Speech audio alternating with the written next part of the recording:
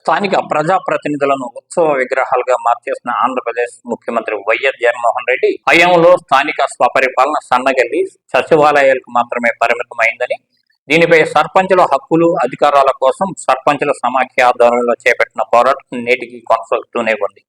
సర్పంచులకు ప్రధాన డిమాండ్లుగా ఉన్న 16 అంశాలను రాష్ట్ర ప్రభుత్వం పరిష్కరించాలంటూ ఆంధ్రప్రదేశ్ పంచాయతీరాజ్ ఛాంబర్స్ ఆఫ్ సర్పంచుల సంఘం ఆధ్వర్యంలో అంబేద్కర్ కోనసీమ జిల్లా అమలాపురం గడియార సెంటర్లో మంగళవారం నిరసన దీక్ష చేపట్టారు. 14-15 ఆర్థిక నిధులు కాజేసిన రాష్ట్ర ప్రభుత్వానికి అతి త్వరలోనే బుద్ధి చెబుతామని హెచ్చరిస్తూ సీఎం డౌన్ డౌన్ అంటూ నినాదాలు చేశారు.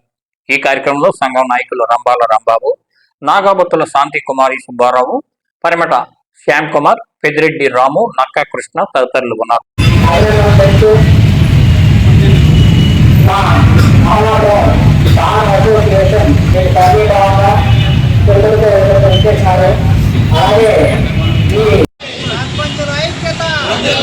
రాష్ట్ర ప్రభుత్వం దొంగదారిలో దొంగిలించిన 14-15 ఆర్థిక సంఘం నిధులను వెంటనే, రాష్ట్ర ప్రభుత్వం దొంగిలించిన 14-15 ఆర్థిక సంఘం నిధులను వెంటనే, రాష్ట్ర ప్రభుత్వం దొంగిదారిలో దొంగిలించిన 14-15 ఆర్థిక సంఘం నిధులను వెంటనే, సర్పంచుల ఐక్యత, సర్పంచుల ఐక్యత.